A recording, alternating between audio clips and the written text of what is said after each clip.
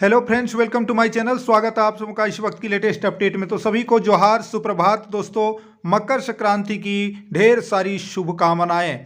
दोस्तों, जेटेट 2025 को लेकर के एक बहुत ही अच्छी खबर आई है। जैसा मैंने पूर्व में भी कहा था कि अगली कैबिनेट में जेटेट सिलेबस का संशोधन का प्रस्ताव श्योर जाएगा।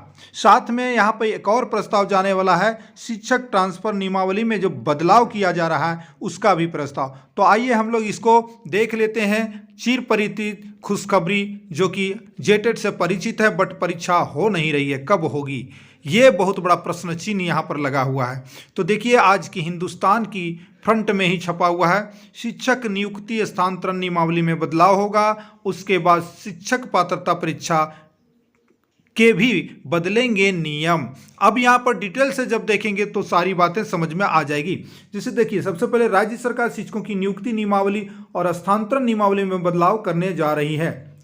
इसमें यह मांग भी किया गया था कि इसमें संशोधन होना चाहिए शिक्षकों के द्वारा। इसमें उन बिंदुओं को बदला जा रहा है जिस पर नियुक्ति और स्थानांतरण प्रक्रिया के दौरान अड़चन आई थी और उसे संशोधित किया जा रहा है। संशोधित नियमावली के बाद नए सिरे से शिक्षकों की नियुक्ति और शिक्षकों का स्थानांतरण हो सकेगा। स्कूली शिक्षा व साक्षरता विभाग ने इसकी तैयारी शुरू कर दी है।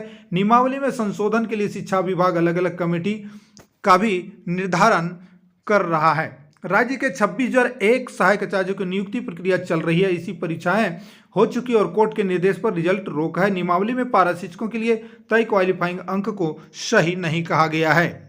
अभ्यर्थियों ने इसे चुनौती दी है और क्वालिफाइंग अंक में बदलाव होता है तो नियमावली में बदलाव किया जाएगा। 26,001 पदों पर नियुक्ति होने के बाद 23,999 पदों पर बहाली निकाली जाएगी। और इस साल क्या है, देखिए, एक बहुत बड़ा मोड़ आने वाला है। और इस साल राज्य सरकार हाई स्कूलों में भी शिक्षकों की नियुक्ति करेगी और इसके लिए भी रिक्तियां जुटाने की कार्रवाई कर दी गई है। इसके अलावा शिक्षकों की स्थानांतरण नियमावली में अंतर जिला स्थानांतरण के लिए तय की गई प्राथमिकता के आधार पर अंक निर्धारित हैं। इसमें जोन में पदस्थापन उम्र के अनुसार अलग अलग अंक किए जाएंगे। ठीक है, यहाँ पे एक मोड है, ट्विस्ट आया हुआ है। 26,001 सहायक आचार्यों की नियुक्ति की प्रक्रिया चल रही है। अब अगर यहाँ पे बहाली की प्रक्रिया, शिक्षक नियुक्ति और स्थानांतरण नियमावली में अगर बदलाव की बात किया जाए तो यहाँ पे 2 पॉइंट है, शिक्षक नियुक्ति और स्थानांतरण नियमावली।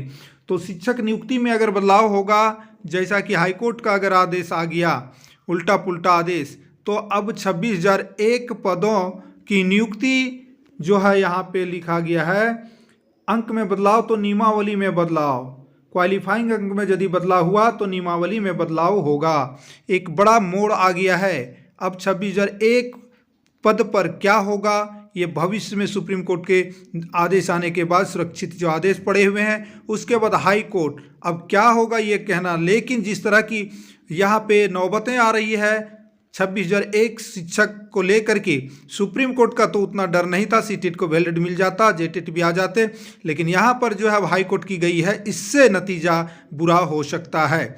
अब है यहाँ पे शिक्षक पात्रता परीक्षा के भी बदलेंगे नियम।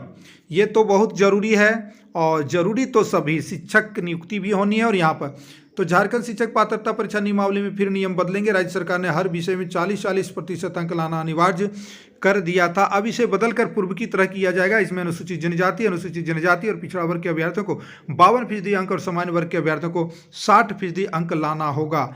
अब यहाँ पे देखिए, एक बहुत बड़ा यहाँ पे ट्विस्ट आया है। पहले जो है अन्य जो ओबीसी पिछड़ा वर्ग जनजातीय को 55% की बात की जा रही थी, अब उसमें जो है 50% किया जाएगा, बाकी 60, यानी पुनः जो जेटेट पहले होता था उसी आधार पर यहाँ पर होगा।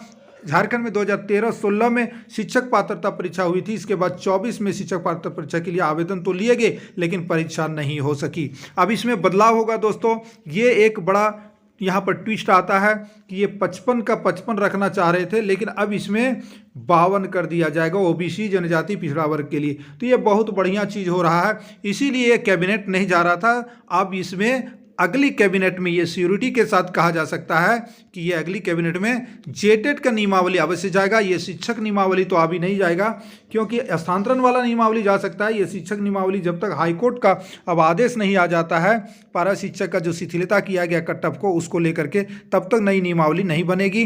क्या आदेश आता उसके ऊपर डिपेंड करता है, लेकिन जेटेट का जो नियमावली है वो अगली कैबिनेट में श्योर जाएगा।